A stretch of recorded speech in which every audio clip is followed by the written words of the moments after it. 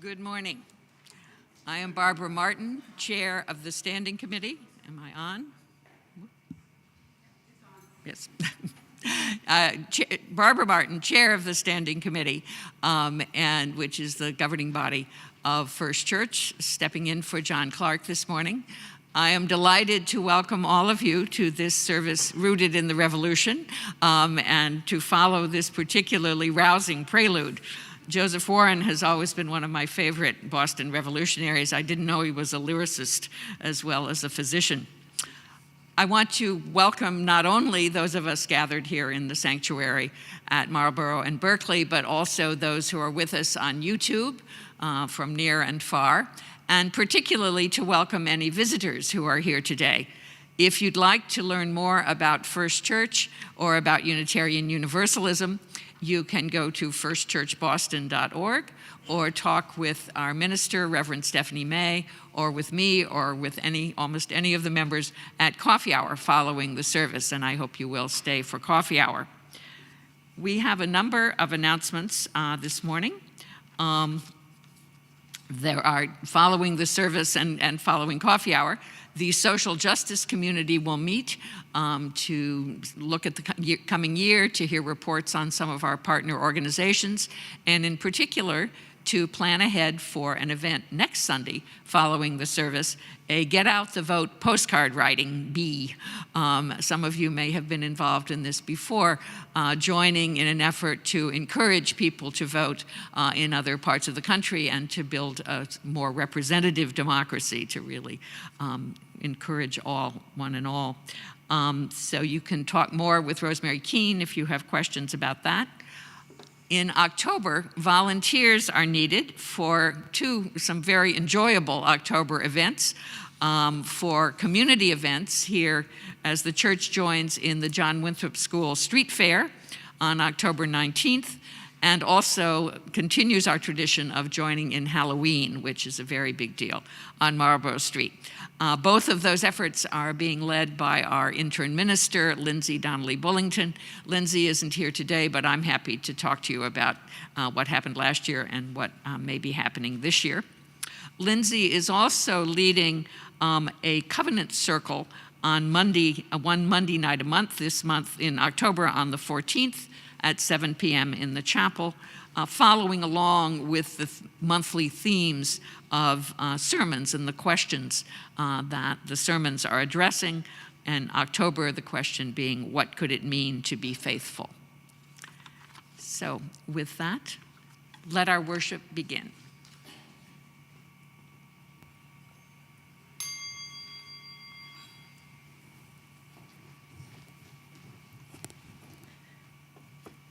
Good day. I pray this day finds you well. I am the Reverend Dr. Stephanie May. My pronouns are she and her. Today we invite you on a journey back through time, back 250 years to the year 1774.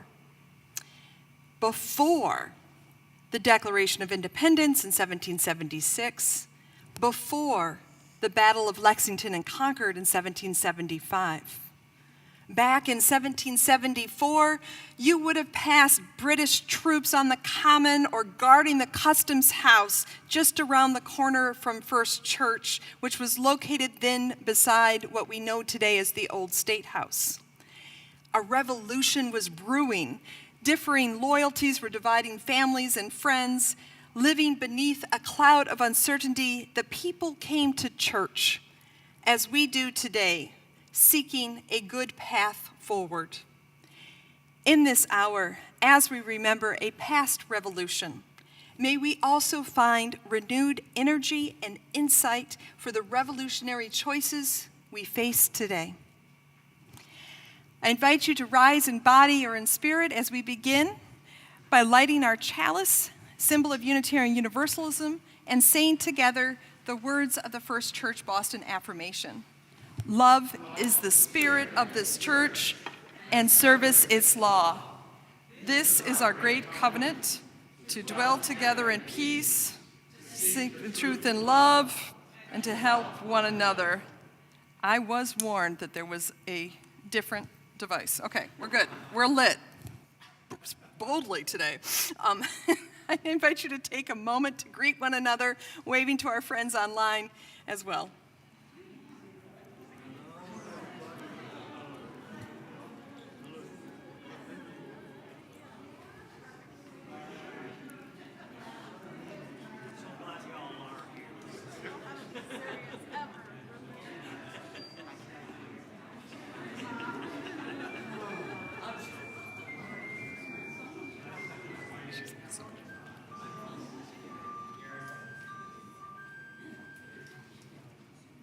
Our opening hymn today is 287, Faith of the Larger Liberty.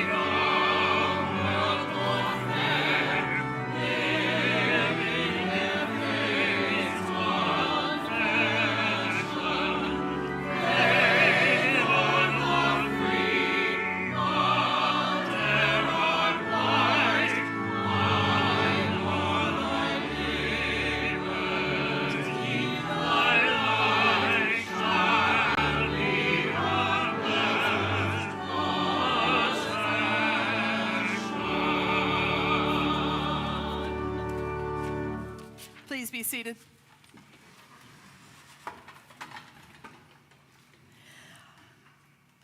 I love this season with the leaves starting to change color. Do you?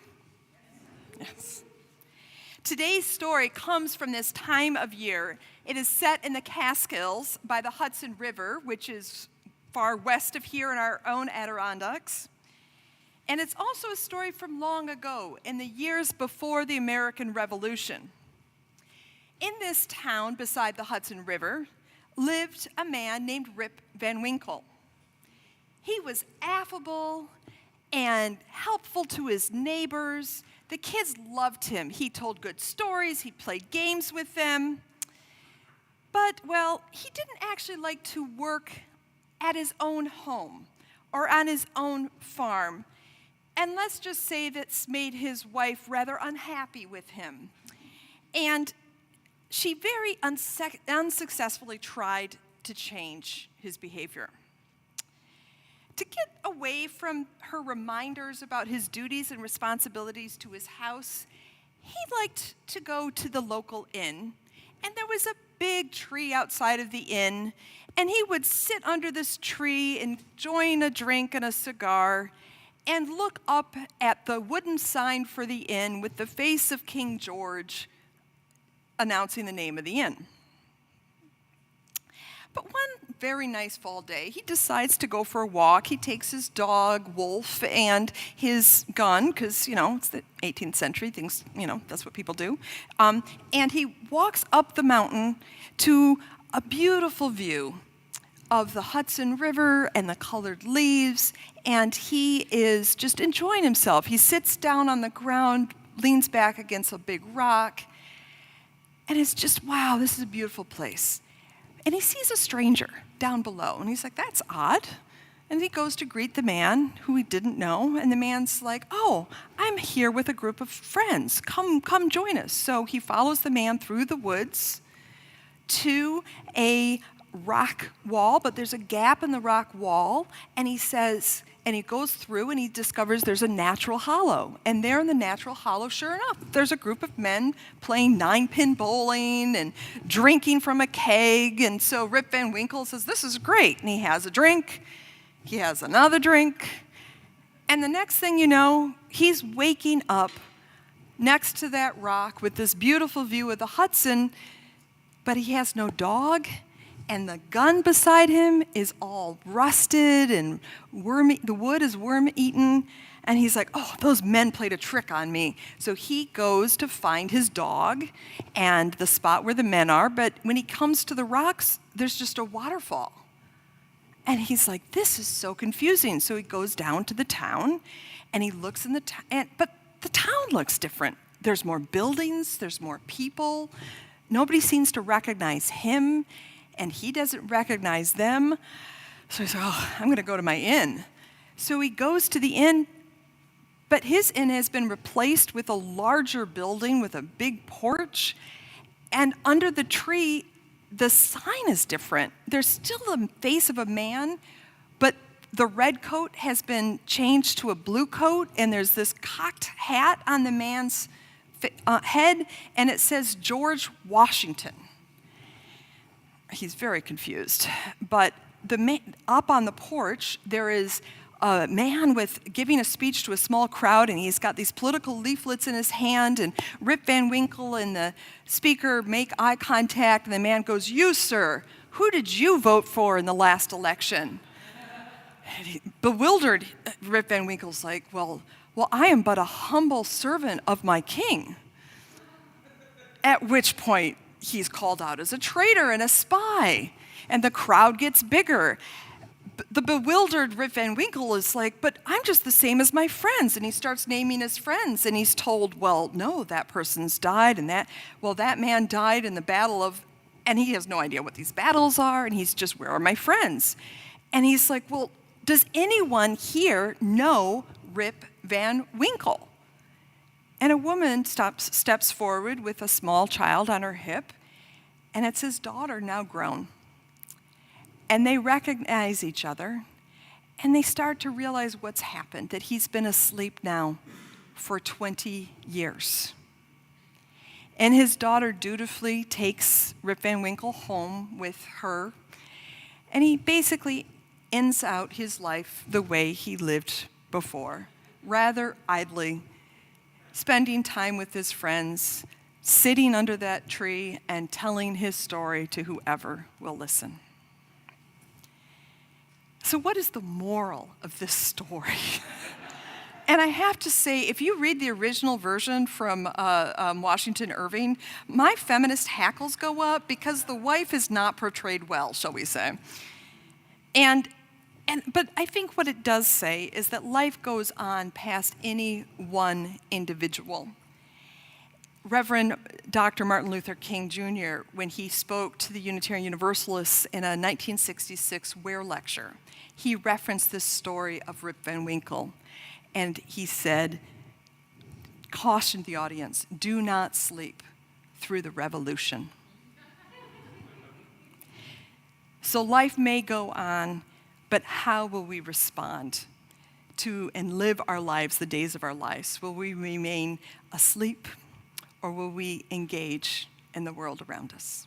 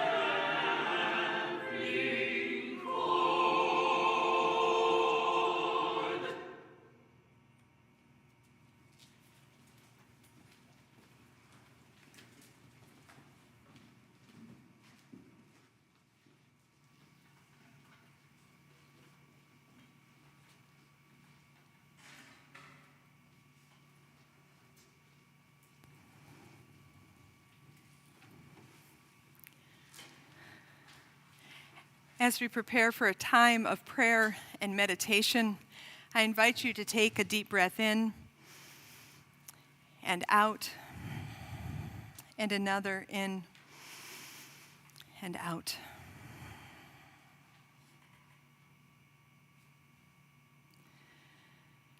God, who we know by many names, including the name of mystery, we gather on this day remembering an era long past, as we express gratitude for the freedoms we still hold today, the freedom to freely gather in our chosen religious tradition, the freedom to vote, the freedom to challenge our government, the freedom to speak publicly and in print about our ideas.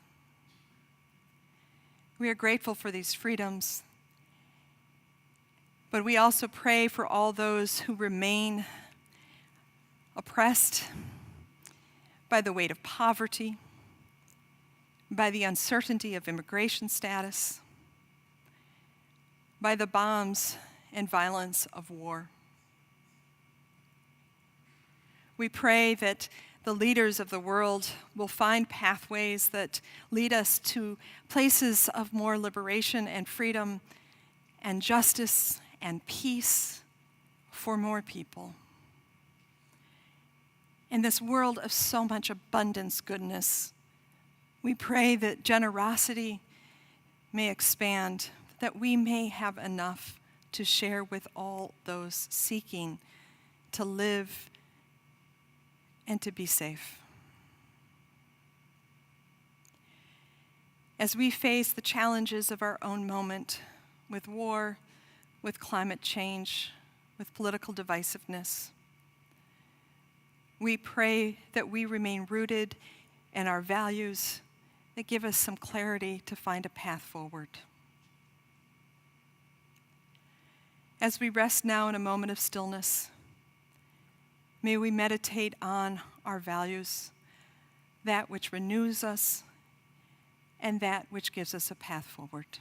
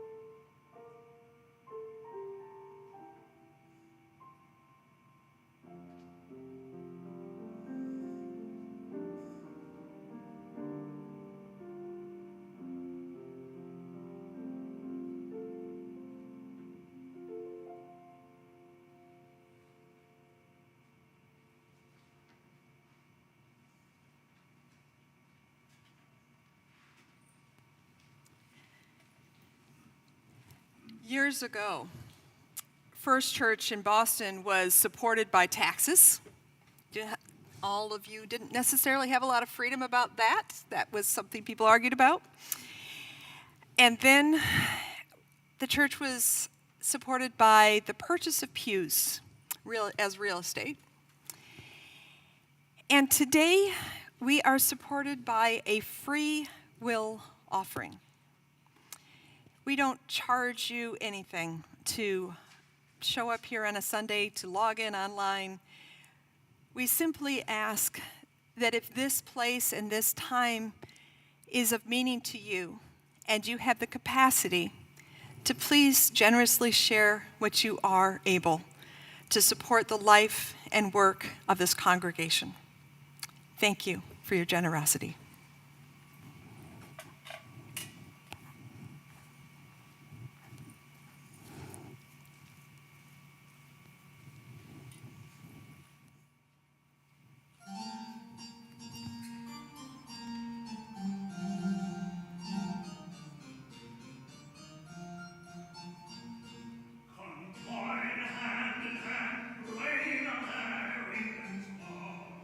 And the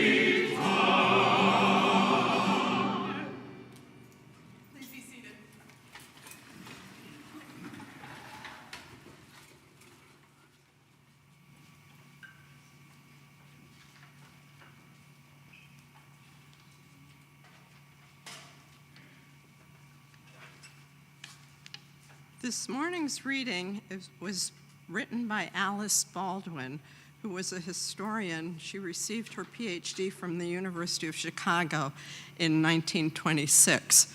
Her doctoral thesis was The New England Clergy and the American Revolution.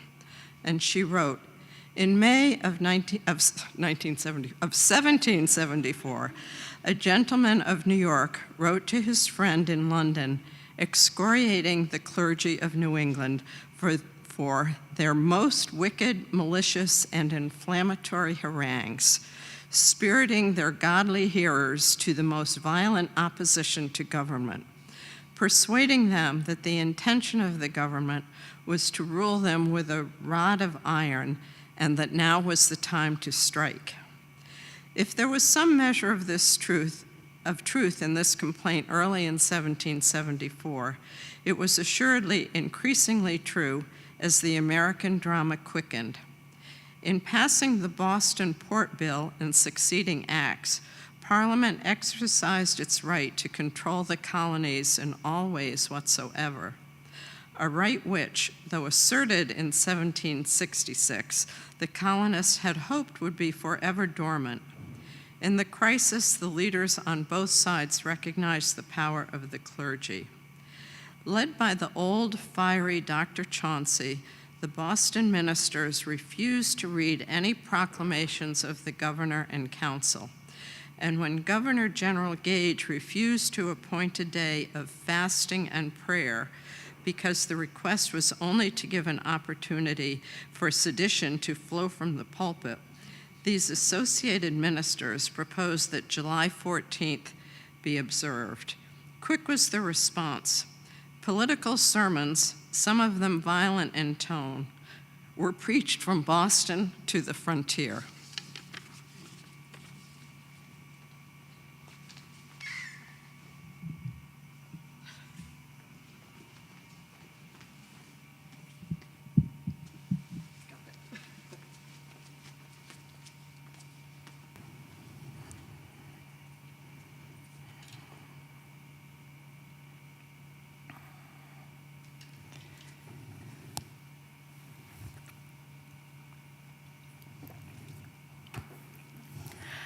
Nine years ago, in early June of 2015, Barack Obama was approaching the end of his second term as president.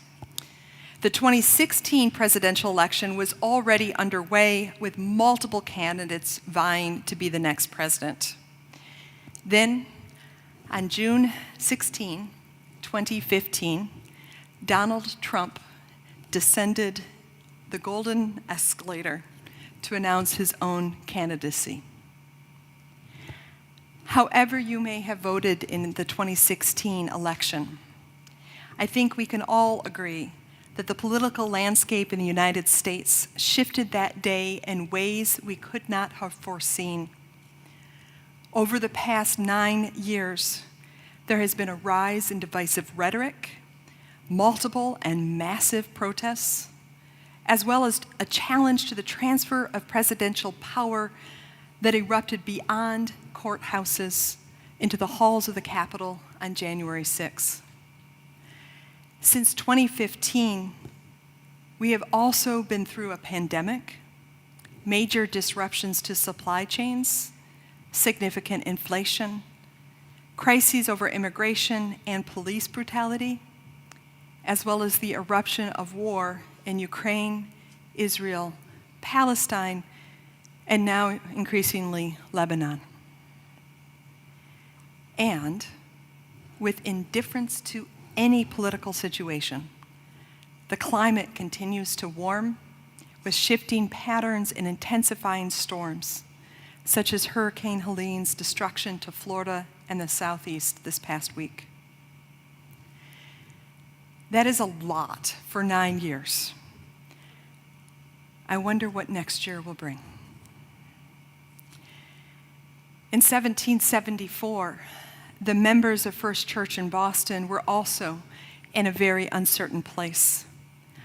Like us, the prior 9 years had been a time of significant political upheaval. For them, it began in 1765, when Parliament in London passed the Stamp Act, taxing all uses of paper from court documents to newspapers. Following 7 years of war with the French, a costly peacekeeping force of British soldiers were stationed across the British territory in North America. The Stamp Act was simply intended to offset these costs by taxing the people who would benefit from this protective presence. Parliament even gave a full year's notice to the colonists so they could prepare for a new system. And of course, this news was not well received by the colonists, who had enjoyed being quietly ignored by London for the prior 150 years. Especially here in New England, they had been managing their own affairs in town and provincial government very well, thank you. While loyal to the king who granted their colonial charter, why should they listen to Parliament where they had no representation? You've heard this before, right? No taxation without representation. After a year of coordinated protests among 9 of the colonies, as well as unruly riots in the city of Boston, the Stamp Act was repealed. The minister of First Church in Boston, Charles Chauncey, celebrated the news in a sermon preached on a day of Thanksgiving, July 24th, 1766. Chauncey may have started with a verse from the Christian Bible, but his sermon is largely political analysis about the preservation of liberties wrapped in biblical language of good news. Chauncey expressed great relief for the repeal while surmising that force would have been needed to make the people submit to the Stamp Act. Political analysis delivered, Chauncey does give credit to God for the victory, writing, "Let us express the joy and gratitude of our hearts by greatly praising him for the greatness of his goodness, and thus scattering our fears, removing away our burdens, and continuing us in the enjoyment of our most valued liberties and privileges." Thus, as historian Alice Baldwin makes clear in her classic 1928 tome, The New England Clergy and the American Revolution, Chauncey was a leader among clergy and using the pulpit to excite revolutionary ideas and action. We know Chauncey's joy will again be challenged as Parliament continues to try and bring the colonies under tighter economic and political control. And in response to those efforts, 13 of the British colonies in New England 13 of the British colonies will eventually come together in resistance and revolution. Indeed, it was 250 years ago this month that the First Continental Congress met in Philadelphia. Here in Boston, the port was closed following the events the prior December of the Boston Tea Party. At great expense, food and other provisions were being sent overland from rural areas and other colonies to support the city. As author Mary Beth Norton argues in her book, 1774, The Long Year of Revolution, 250 years ago this year was the year that loyalties hardened into sides. For example, fearing the outbreak of hostilities, each side preventatively started relocating stockpiles of ammunitions and arms out of reach of the other. Here in Boston, the British stored arms at Castle William in the harbor, and the Patriot colonists stashed items in hidden locations, such as farms in Concord. From the Stamp Act in 1765 to the Boston Massacre in 1770, to the Boston Tea Party and the closing of the Port of Boston in 73 and 74, The 9 years leading to the First Continental Congress were long, divisive, and difficult. It's hard to imagine sleeping through all of that. And yet, as we heard in our Time for All Ages today, the tale of Rip Van Winkle describes the bewilderment of a man who did just that, slept through the American Revolution. The Reverend Dr. Martin Luther King Jr. referenced this story in his 1966 Ware lecture to the Unitarian Universalist General Assembly, saying, "There is nothing more tragic than to sleep through a revolution. And there can be no gainsaying of the fact that a social revolution is taking place in our world today." When Dr. King gave his lecture, there had already been years of protest, violence, and political change in America. From the 1963 March on Washington to the '64 Civil Rights Act, a social revolution was indeed underway. And following King's speech to the Unitarian Universalists in 1966, demands for change within Unitarian Universalism also erupted. The next year, a call went out to convene an emergency conference on UU Black Rebellion in October 1967. During this multiracial gathering, a group of 33 withdrew to form the Black Unitarian Universalist Caucus, BUCK, or simply the Black Caucus. Months later, in February of 1968, the Black Caucus sponsored a national conference of Black UUs in Chicago. At the opening plenary, Hayward Henry began his address by echoing King's words, "There is nothing more tragic than an institution or nation which sleeps through the revolution." Henry, in addition to being the chair of the Black Caucus Steering Committee, was also a member of Second Church in Boston. In 1967, he was even a member of their board and of their newly formed Social Concerns Committee. This committee listened to Henry's report on the emergency conference, then voted to support the Black Caucus and send money. However, by 1969, Henry resigned, first from the board of Second Church and then from the church itself. In a book detailing these events, UU historian Mark Morrison Reed attributes Henry's resignation to the decision of Second Church to merge with First Church. Okay. I know I'm throwing a lot of dates and events at you, so hang in there. Let's recap. Dr. King talks to the UUs in 1966. In 1967, Henry becomes a board member at Second in January, then helps to form the Black UU Caucus in October. And at the November Social Concerns Committee meeting at Second, they vote to support the Black Caucus.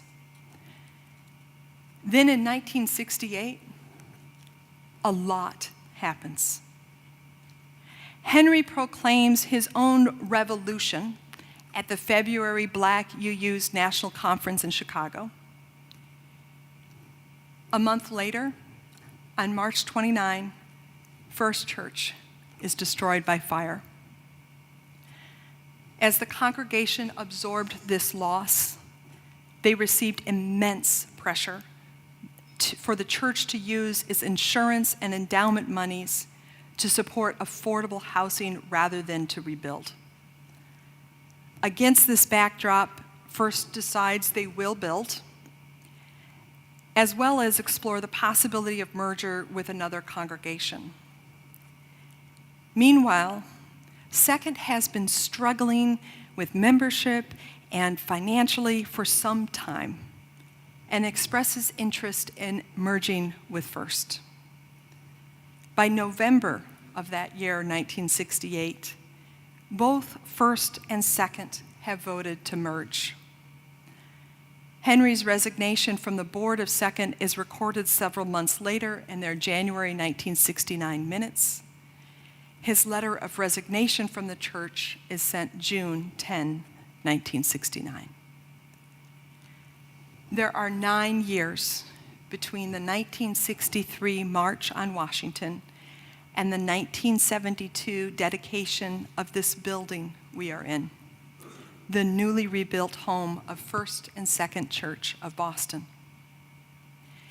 9 years of revolutionary conflict within the wider society, Unitarian Universalism, and First and Second Church. In describing these 3 different 9-year periods of change, the run-up to the American Revolution, the 1960s civil rights era, and our own recent history since 2015, I'm calling us to reframe how we may think of revolution and change. Reading history books, it can be easy to glaze over the details of dates and to lose the sense of what it was like to live through years of conflict and uncertainty.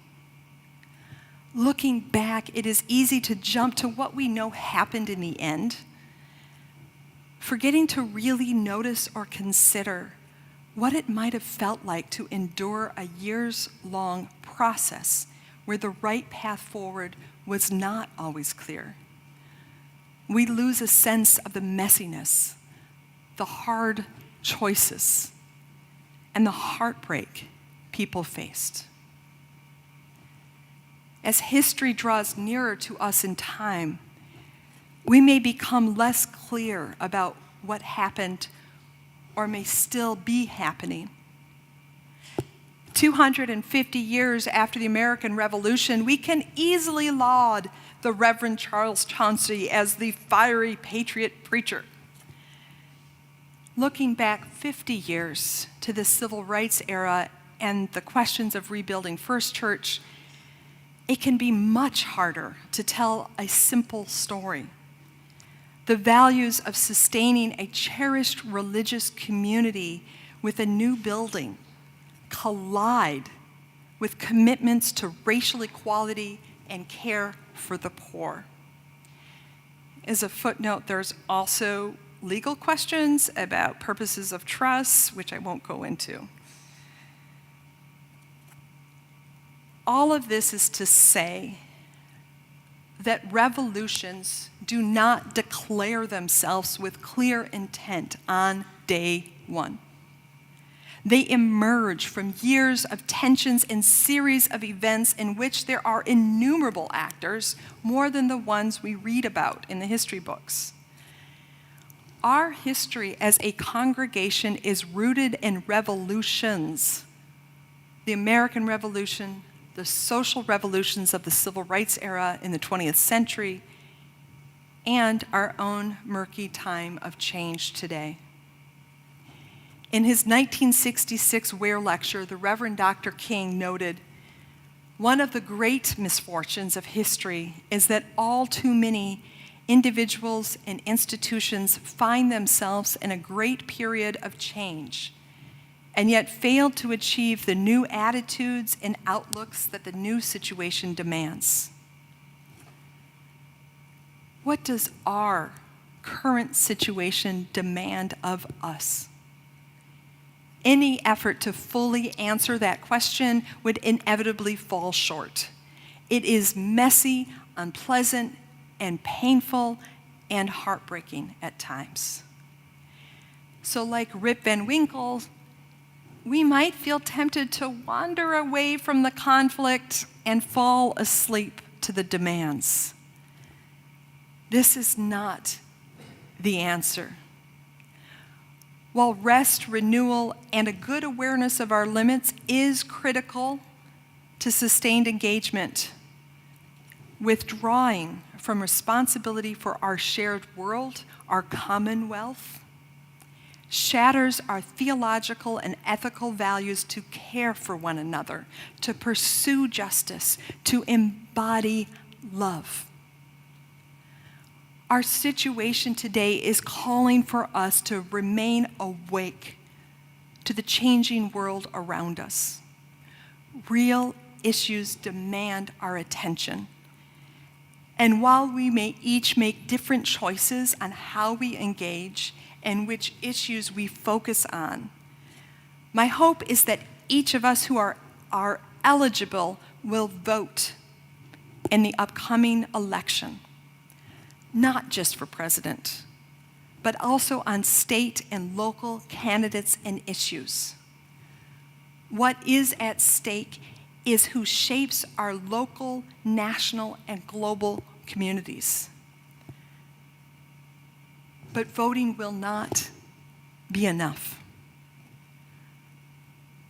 Whether or not our preferred candidates win this fall, we will still have demands made of us by our changing world.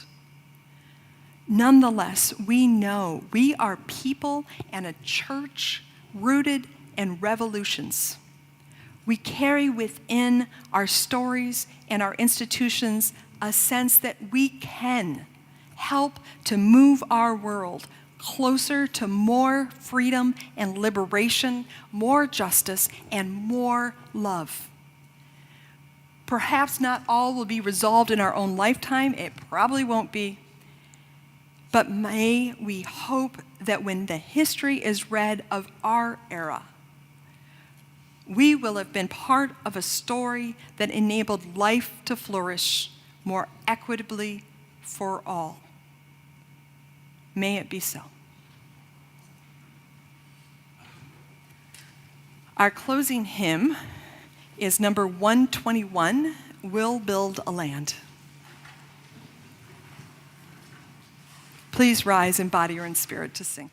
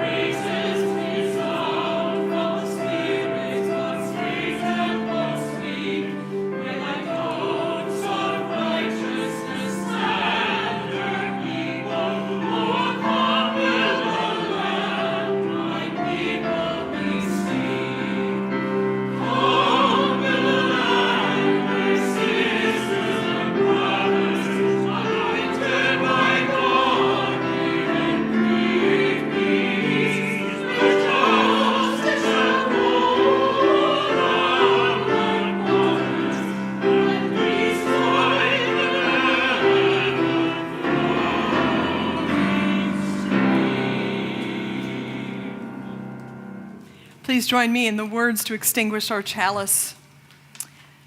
We extinguish this flame, but not the light of truth, the warmth of community, or the fire of commitment. These we carry in our hearts until we are together again.